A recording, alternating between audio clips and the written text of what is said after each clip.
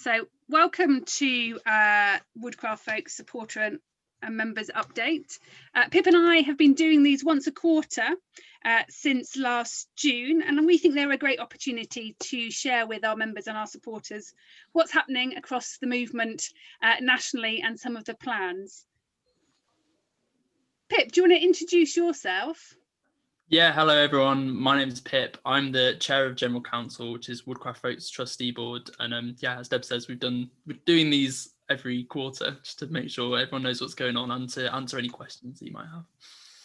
And for those who don't know me, I'm Debs McCann and I'm Woodcraft Folks General Secretary. So leading on making sure that we're financially sustainable, helping to give guidance, supporting our projects, supporting General Council, and generally trying to help make sure that the organisation makes progress, which is incredibly difficult in these changing times.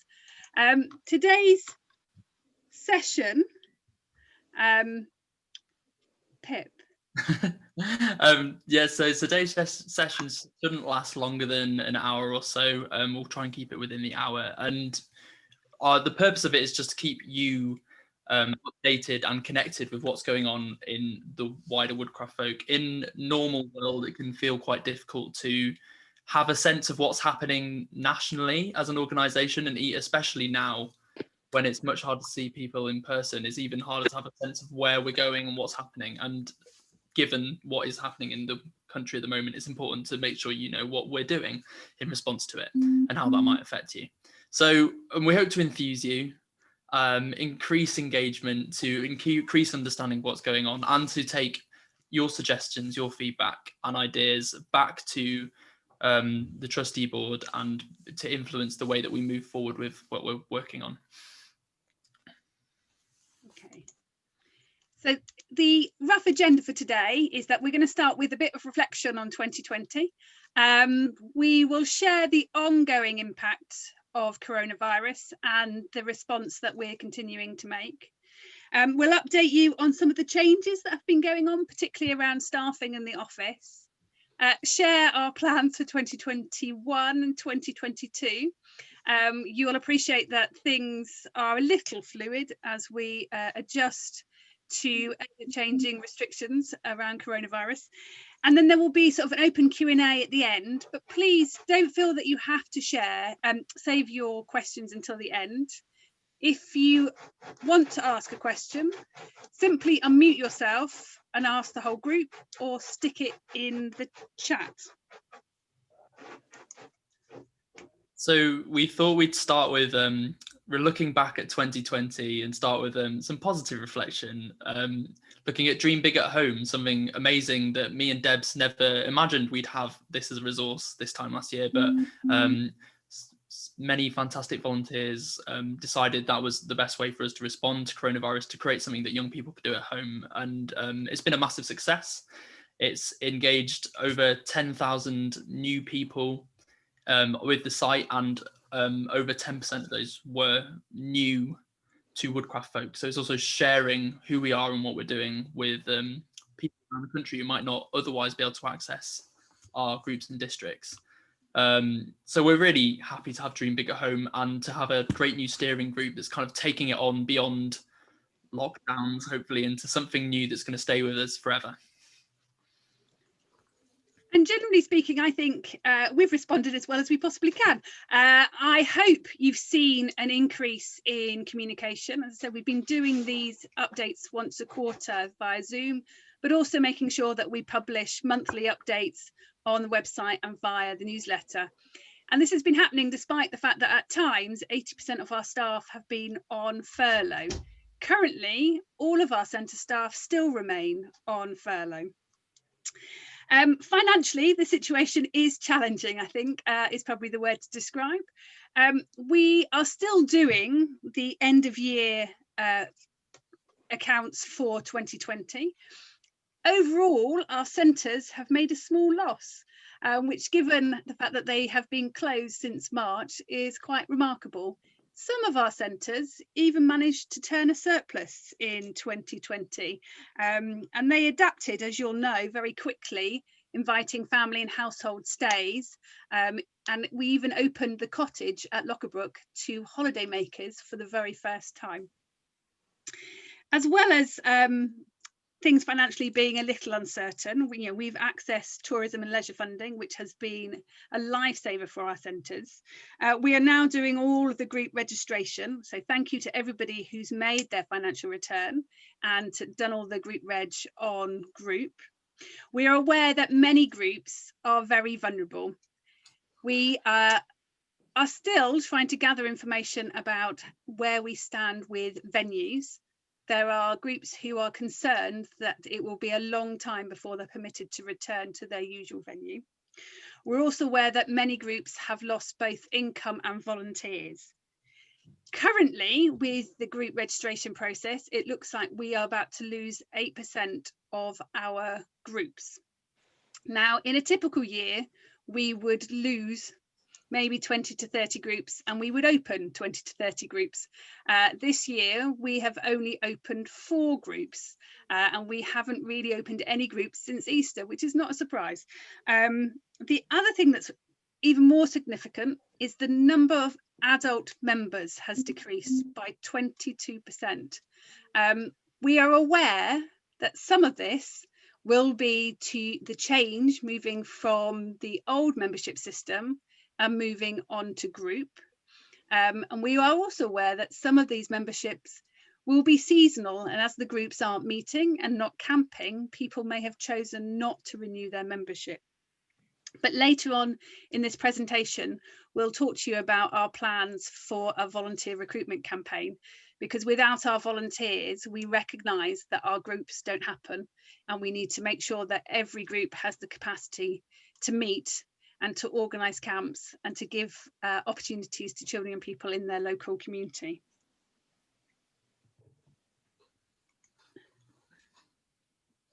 So the latest COVID-19 restrictions mean that none of our groups are able to meet in person at the moment. They're all happening remotely, and we expect them to be closed until mid-February at the earliest. Obviously, we're just having to wait and see what happens with this current lockdown and what happens with schools and other bits of legislation to see when we'll be able to meet in person again. Centres are also closed, even to household and families days, and we're waiting to see when they will be able to open up and accept people again. All our centre staff have been furloughed, so nothing is happening at all at our centres at the moment. But we are continuing to access tourism and leisure relief funding for them, so that has been really helpful for our centres, and that is still coming from the government, which is really good. So we're hoping the centres will see more people at them in the summer. Fingers crossed. The other thing that we're doing is Dream Big at Home has stepped up again. So the number of live programmes and weekly challenges have increased in line with the new lockdown. We've been adding, updating and improving the activities. We have 300 activities ideas on the platform currently. So please, if you've not looked at it for a while, go back, have a look, search. You can search the activities by type, by theme, by age, and whether or not you're doing them indoors, outdoors or online. Please do take a look. We've also developing 2 new themed activity pages, one on children's rights and one on mental health. If you haven't looked at the theme pages before, there's one on anti-racism, which we launched in October, and one on climate change, which we launched last November. We've also got a series of workshops for leaders coming up. So you may have seen on the calendar, there's one about young people and mental health on the 1st of February. There's also one around online programme ideas coming up on the 10th of February, and an online safety refresher training on the 24th of February. We will also be running other sessions in March about how to do socially distanced activities in the spring. If you are doing anything, or even if you're not meeting as a group, we really appreciate everybody sharing all of the Dream Big activities so that we can carry on encouraging participation in those live events. And we've been really pleased this term that groups have attended en masse to some of the sessions. So that has been really helpful, and we've seen an increase in attendance because we had seen a drop in attendance at Dream Big during the autumn term when schools returned. So it's lovely to see young people coming back to that platform. One of our responses to coronavirus and was a staff restructure and looking at the way that our staff work. So we've implemented a staff restructure which is already in place. So we've moved from having 2 joint CEOs to having 1 CEO, which is Debs. We've also appointed a permanent head of membership and programs. We have a new head of resources, and we're going to be appointing a head of centres. So the first time having staff that look over all the centres and work with them rather than staff specifically working with individual centres. We have sadly had a couple of redundancies, one for the office and volunteer coordinator, another for the Cudham Centres coordinator. And we will be appointing new roles in 2021. So we've got Green Mentors, which is some funding to work with the co-op academies in West Yorkshire. The Biblin site assistant, a head of centres, as I mentioned before, and a centre coordinator for Cudham. So if anybody has any questions about any of the changes, by all means, just ask as we go through. Some of the other changes is that we have closed the Crampton Street office, and we are in the process of relocating our registered office to Hollyoake House, which is the home of the cooperatives in Manchester. That change will take place on the 1st of April. So please still keep using the Crampton Street address for the time being. We're now fully using Group as an online platform for membership nationally, as well as group activities locally. And Leanne has been running lots of surgeries for groups, and if anybody needs any help with it, by all means ask. We are beginning to iron out all of those kinks.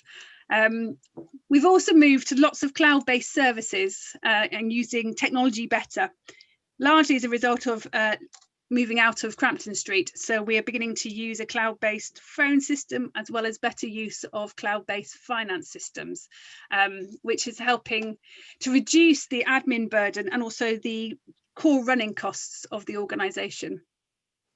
Pip's already mentioned about the head of centres, and we've seen greater collaboration across the whole of our centre network, which is really lovely to see. So they are working together to identify places where they can do joint purchasing to save costs. They're working together on a shared booking platform, and they are working together doing closer bookkeeping, all using the same software. And this may sound daft that we've had different centres, all with their own system, all with their own terms and conditions, and all with their slightly different way of doing everything, and just trying to find the best out of each of them will save us time, energy and effort in the long run, and also enables the centre staff to support each other when each other are either off sick or on holiday, or one's busier than the other. The other change is that we've been working on a website, and we know that there's been issues with our old website for years. So there's a little screenshot as a taster of what's coming. So in March, we will be launching a new website. It will be simpler and have less on it than the current website. Our handbooks, our training, our policies and procedures will all be moving to the group resource library. But on the main website, we will have a similar system to the Dream Big platform for sorting activities, session plans, group night ideas. But there'll be more focus on how do you join a group, how do you volunteer for the organisation, and how do you engage in our projects and our campaigns. So it'll be much more focused about call to action and how do you get involved with the movement, which we hope will be much clearer and easier for everybody to use. We will be looking for individuals to come and test parts of it next month. So if you have some time and fancy having a sneak preview of the website and testing some of the links, do email me at debs@woodcraft.org.uk and I'll invite you to be one of our guinea pigs. So just under a year ago now, General Council agreed on 11 strategic changes that we felt needed to happen to improve Woodcraft Folk up to our centenary, which is in 2025. Little did we know that coronavirus was going to happen then, and the next year was going to be as different as it has been to what we expected. Despite that, we remain committed to those ambitions, and actually some of them have proved vital in guiding our response to coronavirus, such as helping our centres work together or selling Crampton Street. So we're still committed to those changes, to strengthening local groups and their volunteers, to empowering young people, to increasing the diversity in Woodcraft Folk and improving our inclusion, to being better known and understood and having more young people in Woodcraft Folk, and making sure that we are delivering a varied values-driven programme. And as it says at the bottom here, like underpinning all of that is a commitment to good quality safeguarding, working with partner organisations and that are similar to Woodcraft Folk or share the same kind of aims and principles as Woodcraft Folk, acting as one organisation as much as possible. And this is one of those things that helps do that, keeping us all in touch with one another and making it feel like we are one organisation. Being financially sustainable, having good employment practice, and showing and leading the way in youth-led governance and being a youth-led organisation.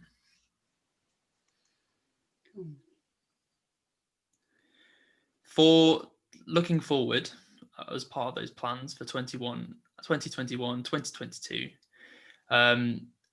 we need to get our centres back on track. So as soon as we're out into less strict rules as to what we can do, we're going to move our centres back to having family and household stays. So that's what all of our centres have had over the kind of summer months and up until the various lockdowns we've had over the winter months.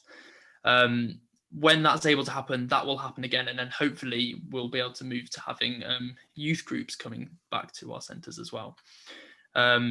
We've got some national camps on the horizon. We've got a venture camp and a pioneer camp happening at Biblin's this summer. As we did this last year too, we're also going to hold some virtual camps via Dream Big at Home and our online provision. Looking forward into 2022, we have Common Ground on the horizon. We're really glad that we've moved it to 2022. At the time, it felt a bit mad, but it's kind of is Woodcraft's Glastonbury, isn't it? And it's very appropriate that Glastonbury isn't able to happen this year, and it would have been a bit scary having Common Ground this year too. So we're really glad that that's happening in 2022, and that's plenty of time to get excited about that and make that the amazing event it's going to be. We think it's really important to increase youth engagement and leadership in our organisation, something that we've always strived to do, but we held our AGM online this year for the first time ever, and in 2021 the AGM is going to be online again, but we would like it to be way more youth focused this year. So we've created a timetable running up to the AGM for motions where they can be debated at Venture Camp, they can be debated at Pioneer Camp, they can be debated at your district camps. We want to see much more youth participation in our AGM and show that it is young people that lead our organisation. And we've got loads of exciting new projects and campaigns on the horizon. And to tell you a bit about some of those projects, one of them is the Ingenious project, which is we've recruited 50 engineers who have been trained over the summer and autumn terms, ready to deliver sessions on engineering solutions to the climate emergency. I'm aware that some groups have already booked an engineer to come to a virtual session.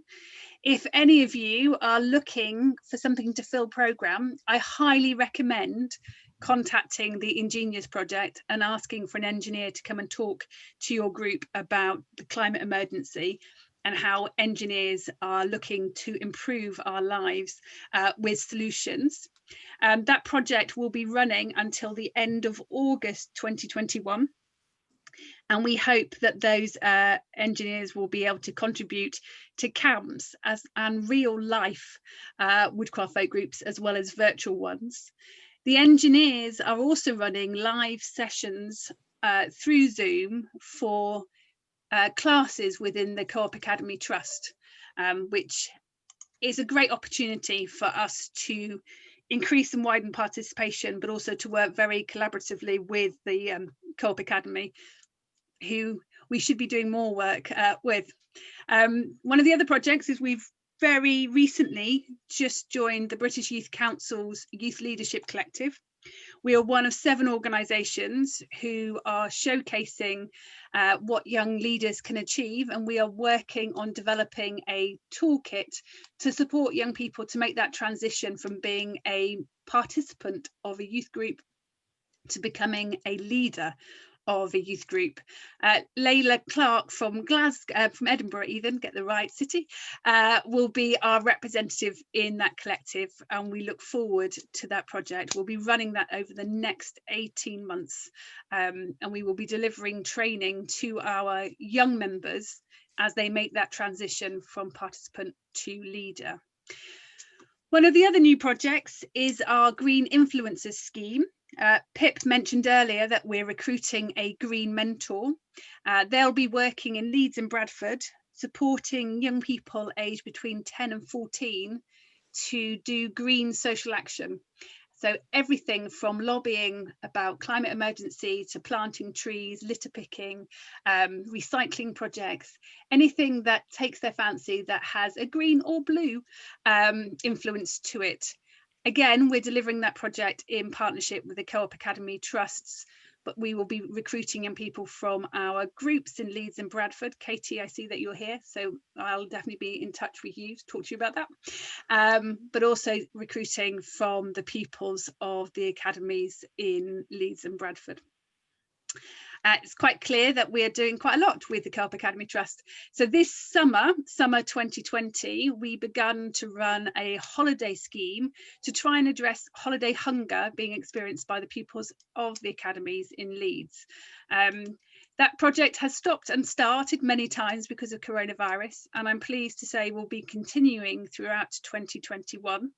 And we hope that we have an uninterrupted summer holiday in 2021, and that will be a 10-week programme, some of it delivered in term time, some of it delivered in the holidays, supporting the young people to develop their own social action projects, as well as getting financial support from the Co-op group and the Kellogg's company to provide food to the young people and their families. Another project we've got, which we'll be launching next month, is Kids Got Rights. It's a children's rights project which we're doing with the International Falcon Movement and working with 8 other partner organisations. It'll be a 2-year project, and we are looking for a pioneer or venture group who would like to volunteer to help with this project. It will be about training young people in children's rights and then supporting them to peer educate other young people about children's rights.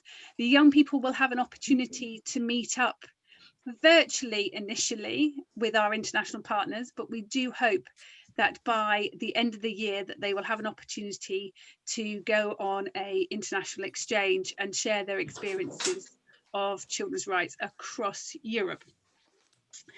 Now, there's a couple other projects. All Change is all about climate science, which we will be starting hopefully in April after the Easter holidays. And the Building Up project is another international project, very similar to the British Youth Council project.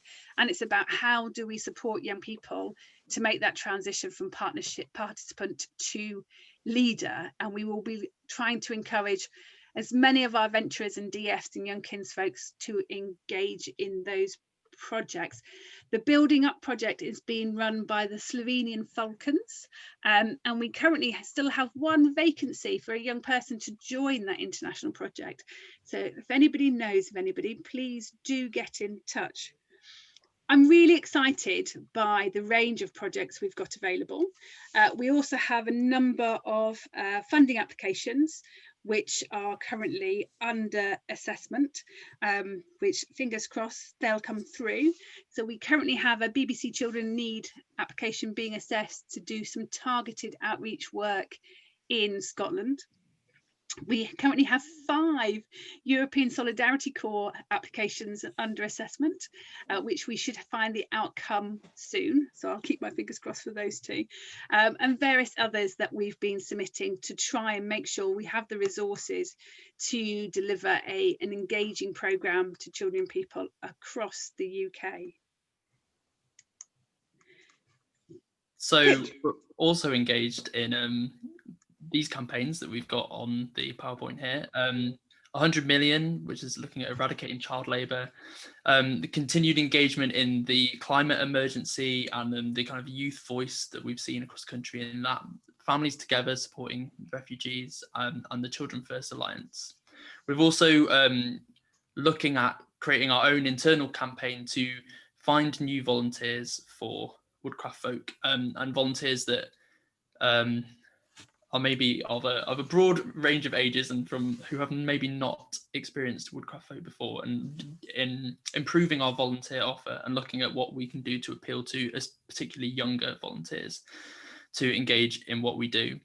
We our campaigns work by your groups and districts suggesting them to us, to the trustee board, to run as a national campaign. So we really want more national campaigns. We want them all to be youth-led. We ask for what the campaign should be, and with those campaigns we ask people to create workshops or group night activities that can go alongside them, so that everyone in Woodcraft Folk can engage in that campaign from their group or district. So if there is a campaign that your group is involved in, or that you think should be a national Woodcraft campaign, go onto our website, look at our campaigns process and submit a campaign proposal, because we really want to get in as many as possible and keep new campaigns coming.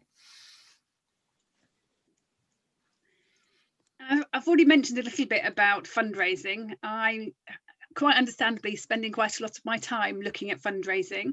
I'm currently going through the financial returns that have been made to see what the financial picture is of our groups, and it's actually looking more positive than I feared, which is a good thing, but we are looking to increase the resource available to provide training and support to our volunteers, and to try and reduce the costs of any activities that we run as we recover from coronavirus.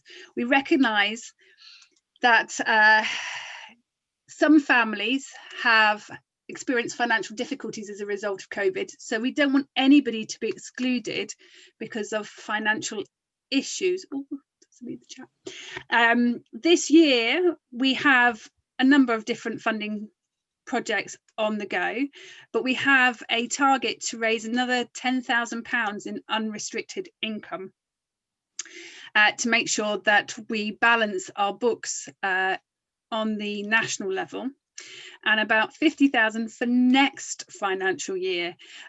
We are in the process of doing a 3-year financial plan to make sure Woodcraft Folk can get to that position where we are financially sustainable and we are delivering high quality, but within our means. And anybody who's been watching the finances of Woodcraft Folk will know that that hasn't always been the case in recent years. At the very end of 2020, we launched a campaign targeting trade unions, asking for their support in our recovery from coronavirus. If there are members here who are a member of a trade union and could help us with our approaches, by all means do get in touch. We will be writing to you all, telling you about the programme and how branch members can get involved. That same campaign will be rolling out to local cooperative societies next month, starting with those like-minded organisations who appreciate the value of the work that we do, and hopefully we can generate some of that unrestricted income. The project applications we're submitting at the moment are, as I said, all about volunteer training and programme opportunities so that we can attract and engage and reignite, I suppose, the relationship between Woodcraft Folk and our young members, because we are aware that some have engaged online, but some of them have had no contact with Woodcraft Folk since last March, and that's something we want to put right. Pip's already mentioned as well a recruitment campaign. I do love this photo. It was very lovely of Camden to share it with me. We are working with a advertising and recruitment company called 360 Recruiting to test a social media campaign to recruit some volunteers for our movement. I said earlier that we have had a reduction in our adult membership by 22%. This recruitment company are producing us a promotional film that we will ask all of our members to share, whether or not it's on Facebook or Instagram or Twitter or wherever you can share it. I'm going to ask you to share it. The recruitment campaign will also involve regular online sessions. We're going to try and generate a cohort, a team of volunteers who are all new and going through the induction and training journey together, who will then graduate into our groups when they are ready to hit the ground running. This is a very structured approach to volunteer recruitment and something that we haven't done historically, because volunteer recruitment has always been done on a local level. And the process of volunteer recruitment varies hugely from people just turning up and being given something to do. Some may say in at the deep end, where other districts have provided mentors and support and training. So we are seeing if we can do this in a way that resolves in volunteers making a long-term commitment to our organisation. The launch of this campaign is going to be vital. We've all agreed that there's no point launching it until COVID restrictions are less than they are now. We want the feel of our community to be open to trying something new, getting back out there, engaging with people, and there to be less anxiety about social mixing. When we started talking to this recruitment company before Christmas, we thought we might be launching it in March. March now feels a little optimistic, but we will watch and see how things pan out. Things are ready to go and can be turned on with less than 24 hours notice.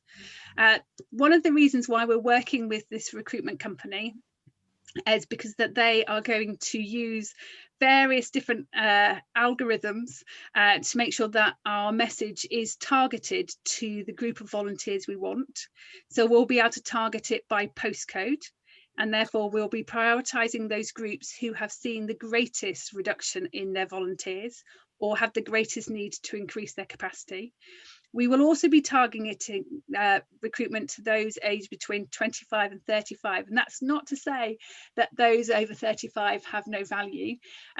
Traditionally, we recruit our volunteers as parents locally through word of mouth. And we believe that's still the best way to do that. But using a social media campaign and introducing people back to the movement for the first time, we feel that the 25 to 35 age group is the right age group to target. We're targeting those over 25 because we believe that they will be more settled in their community and therefore likely to commit longer term than those under the age of 25. At the same time as this campaign, the DFs are working on a short film that they are going to share through TikTok to try and re-engage ex-Woodies, DFs and young kinsfolk, and bring them back into the movement with the message that the movement and groups need them and need them now. I can see that there's a question in the chat. So I'm going to need to get my glasses on.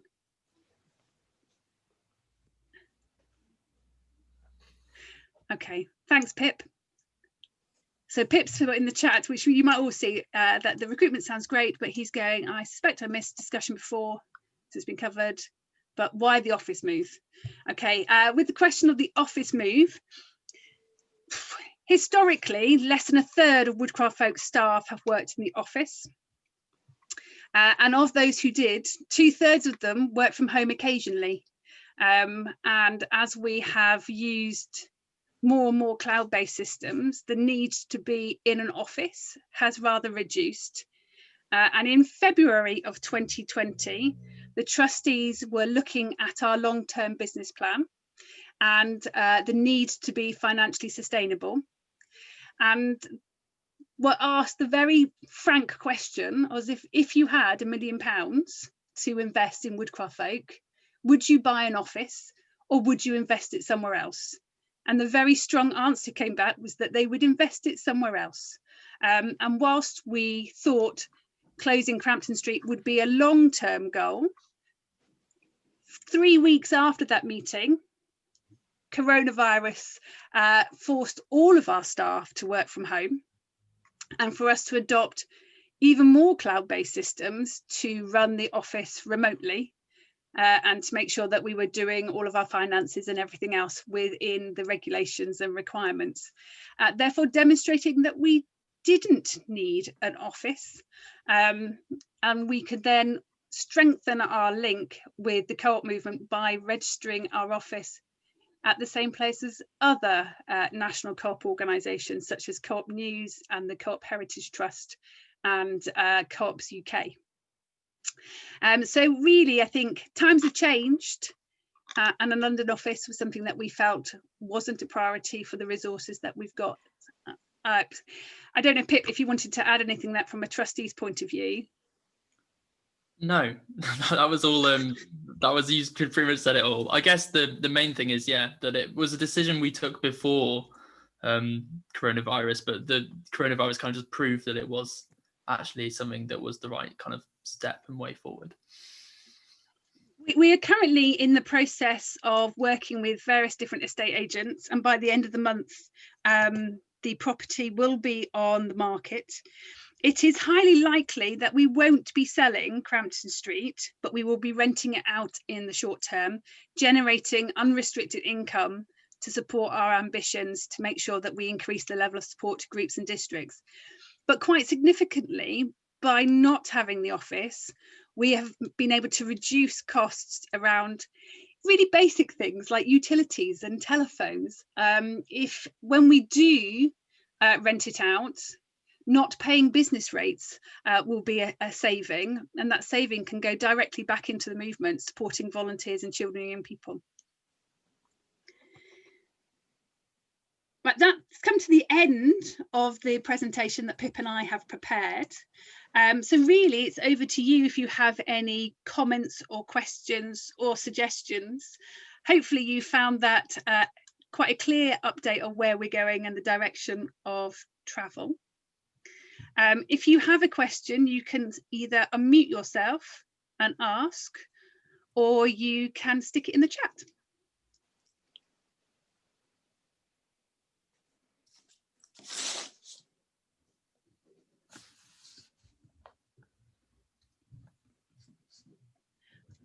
I feel like I need to fill the silence. It's terrible. I can. Pip, did you want to say something? I was just going to ask. It's maybe it sounds like the centres in general are in an okay state with the funding from the government. I guess it was just a question about there's no risk of any of those closing anytime soon, that kind of thing. Just general question on that. So the centres, I have to say, the level of financial support for our residential centres has been hugely above my expectation. It is true to say that some of our staff in our centres have not come off furlough completely since March. So the individuals, we have been able to retain them, but at times they have been working a lot less. and also therefore earning a lot less, which is not a long-term strategy for our staff. The tourism and leisure funding, which we've been able to draw down as properties that provide accommodation, whilst in May and June were way below the income level we would have expected, it bizarrely has been consistent throughout the whole of the period. So we have accessed it through the first lockdown, through the tiered systems that we had back in October, through the November system, and through the December tiers again, and now through the January lockdown. To give an example, in April, May and June, Biblins was entitled to £10,000. Now in May, usually Biblins would generate 30,000 and June about 25,000. So that 10 felt like a little drop in the ocean. But Biblins has been entitled to 6,000 for January at a time we'd usually be closed, which is balancing out those running costs of the centres. So for those who joined earlier, I did say that some of our centres actually made a surplus in 2020. So Highgate and Biblins both made a surplus. And that was down in part to furlough, to the tourism and leisure grant funding, and also to welcoming family and household groups to stay. Lockabrook, it looks like has broken even, which is really, really positive, because the costs of running Lockabrook are higher than running Biblins or Highgate. And we've been really pleased that we've been able to rent out the cottage, which is something which we've never done historically. The story, it's much harder for Cuddon, which has remained closed throughout the whole of the period. So overall, the centres have made a small loss. But if you'd asked me what was their fate in March 2020, I'd have given you a very dire story, and we have survived. There are things that we haven't done that we would have liked to have done. So we'd have liked to have made more progress on maintenance, on even making progress to get funding for the bunkhouse at Biblins, which we haven't done. But all the centres now are working on recovery plans for what their 2021 looks like.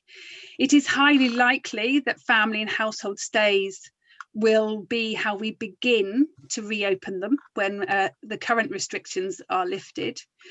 We hope that Duke of Edinburgh camping, i.e. small groups for short stays, will return after the Easter holidays, and that maybe larger groups will return later in the summer term. We are expecting not to have any whole school group residentials until September at the earliest, which those will know is the majority of the income business at Lockabrook, although not the majority of stays. Things are uncertain. The Department for Education in November promised us a roadmap for how they were going to reopen overnight stays, which we were expecting in February. It's highly likely that that roadmap will be delayed now we've had further lockdown and restrictions. And until the Department for Education says overnight stays are permitted, then it's off our agenda and we will have to make income through other sources. What both Lockabrook and Biblins are offering are day activities to schools, an opportunity to have a woodcraft folk taster as a way to continue to engage with children and people and continue to share our aims and principles with people local to the centres until those overnight stays are permitted again. It's going to be a tough year because at some point that tourism and leisure funding will stop, but we've been very, very grateful for it up until this point.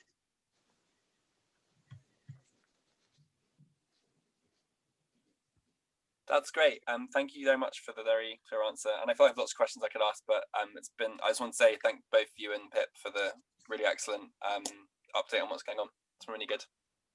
Thanks, Pip. I can see that Paulina is on our call. which makes me really tempted to say something about Common Ground, but I know that the Common Ground board don't want me to say anything about Common Ground, but I will. The Common Ground board team are currently negotiating the contract for the change around Common Ground. So you have to be patient with us and wait for an announcement. We're hoping that we're in a position to make that announcement in March. Isn't that right, Paulina? Yes, that's true. Maybe it's just good to say that Common Ground is definitely happening and we are excited. We are thankful for all the board members who have remained involved and our work has not gone to waste despite COVID. Now we've got a little bit longer time to build those international links and really make the camp as good as it can be. So patience, and we'll give you all of the details, but not until March. Thank you, Paulina. Thank you.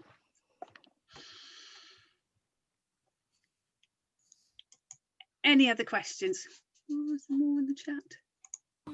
Go on.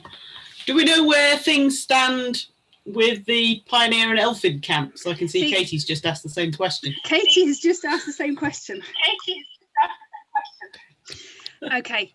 Clearly, what are the things, I suppose, that we're looking for that mean those can happen? The first thing is that the Department of Education. Jenny, can you mute yourself? Thank you. Hopefully that'll be it. The first thing is for the Department of Education to say that educational stays overnight are permitted.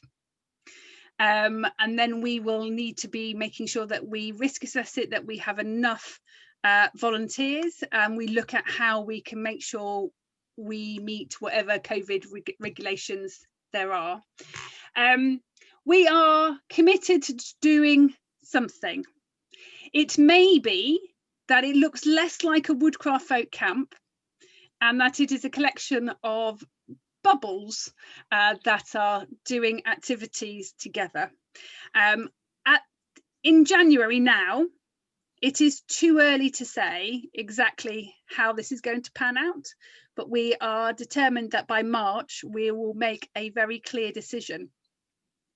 We know from speaking to our young members that they missed Woodcraft Folk camps in 2020 and that they're desperate to get back under canvas. We clearly need to make sure that that's safe for everybody, and we will be taking guidance from across the sector to make sure that we are doing that in the safest possible way. There is a working party who are looking at both the Pioneer camp and the Venturer camp, and they are exploring how they might need to be organised differently. And it may be that we have smaller camps for shorter days and have people on rotation to avoid having too large a group. Ask me in March.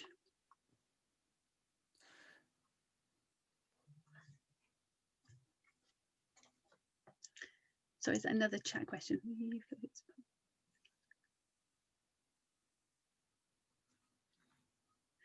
Okay, there's a question here about the priority for what members can do.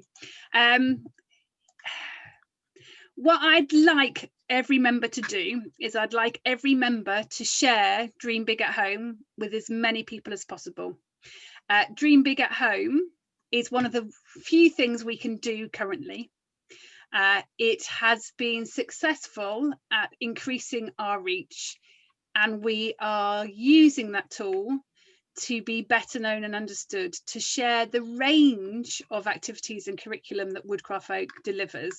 And I'm really pleased that it's being used by other youth organisations as well as other schools, so please share that.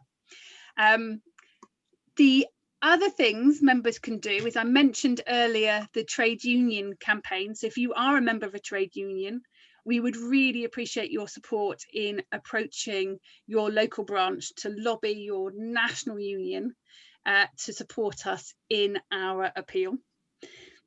There will be a time when we would like volunteers to support the induction of the volunteers we recruit through the volunteer recruitment campaign, to tell their story, to help with training, to do shadowing. These volunteers through the national recruitment campaign, we intend to be new to the folk, and they'll need an introduction, and they'll need tasks to do. So for all of you who run districts, I'm sure you can think of something useful for them to contribute. And we wouldn't be a movement without you all. So I'm going to say keep on keeping on. Let's keep positive and keep asking questions and challenging us. And General Council and the staff team will continue to try and do the best that we can to make Woodcroft Folk bigger, better, bolder, stronger, and engaging more children and people.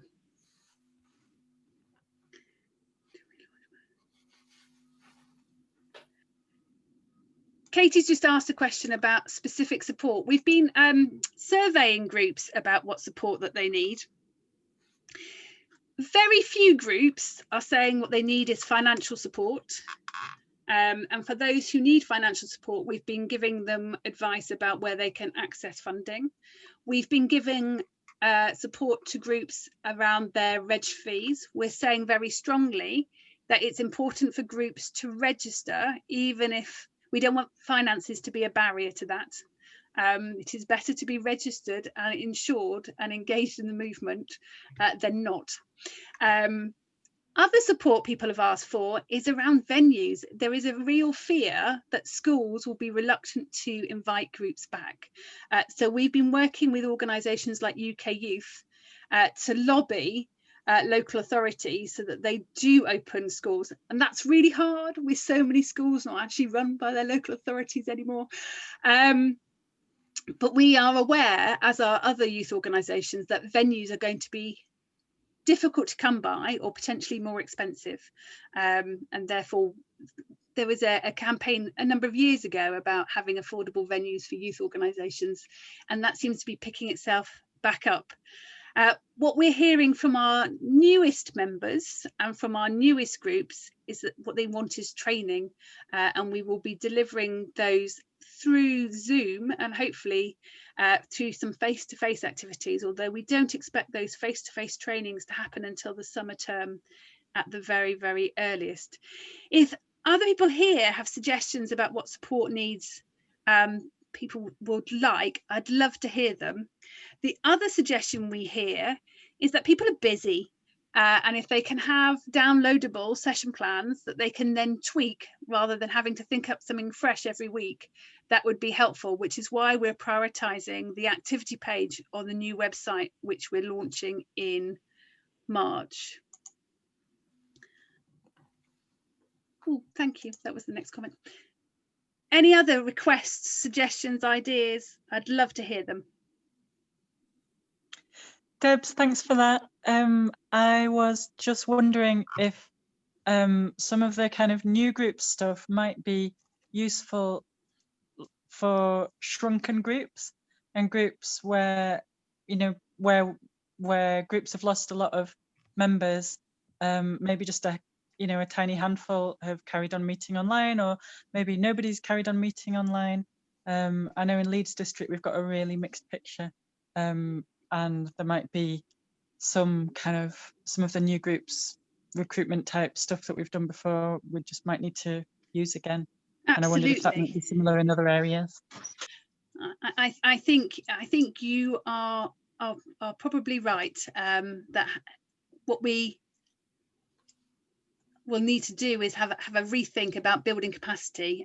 We're talking about these new volunteers that we're recruiting, focusing on getting them to do outreach and play out type events first, to generate that demand, because most groups who did move online didn't successfully take all of their register with them.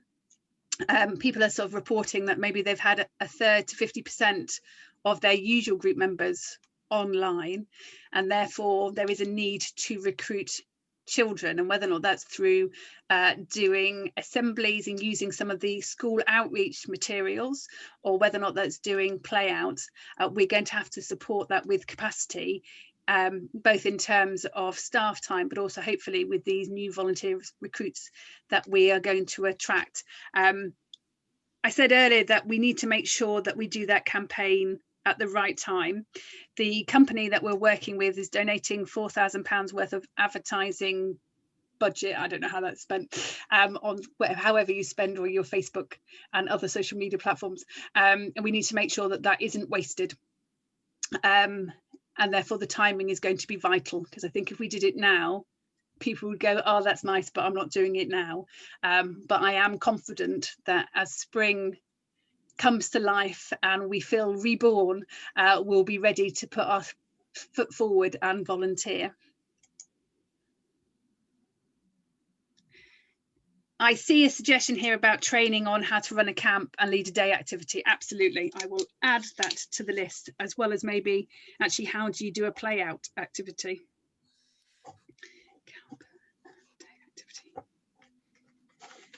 We've had some lovely examples from some of our groups.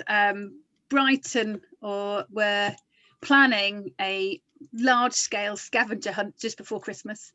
They were currently at that point in tier 2, and then sadly went very quickly, I think, into tier 4. But some of those activity ideas would be perfect to roll out for other groups to replicate. And absolutely right about volunteer coordinators having to be local. Any other questions? Don't feel that you have to wait for these formal sessions. You are welcome to email Pip or I at any time. You can email Pip at pip@woodcraft.org.uk. Or me at debs@woodcraft.org.uk. Hopefully easy and accessible, and you can find us at any time. Good point. There's another suggestion in the chat about highlighting activities that work very well with small groups. I think many of our groups will find that their numbers have reduced when they return to meeting. At this stage, we know the restrictions are in place until February half term. It's looking likely that they are going to be extended, and that it will be a while before we can return to group activities. We will continue to keep you updated by emailing the group contacts, the lead safeguarding officers and the district contacts as guidance changes. Hopefully we will get to sit round a campfire together this summer, because I've missed singing songs with people rather than singing songs just at my screen in a Zoom meeting.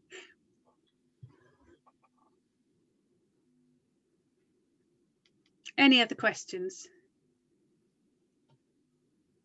If not, I think Pip and I would like to thank you very much for your time. Thank you for joining us this evening, and we wish you the very, very best. I hope you have a lovely weekend, and I look forward to seeing you at maybe some of the training events over the next couple of months. So remember, on the 1st of February, we've got a session about young people and mental health.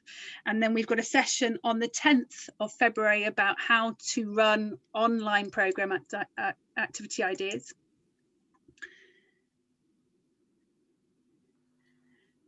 Cool. I can see the chat saying lots of thanks, so I'll just hear that you're all doing thanks. Thank you back everyone for coming along. It's really, me and Debs always worry when we start these that no one's going to turn up, but it is always lovely to have an audience and to have people come along and listen and care and engage a bit. And thank you for all your questions. It has been really great to hear them and to hear your suggestions and thoughts, and it makes us feel more engaged in all these things that are happening as well, which is wonderful. So it has been an hour, as we said, which is always lovely. And a last reminder that if any of you fancy being guinea pigs and testing the new website and have some time in February, drop us an email, and I'll send you the secret link to the new website, and you can try and see if you can break it. I'll have a go, Debs. I thought you might, Jenny. No, I won't regret it because it'll save me questions later. Thank you, everybody. I'm going to stop recording and I'm going to stop sharing, and I might even turn my video on. Ooh. Although actually I know. You can see a few people.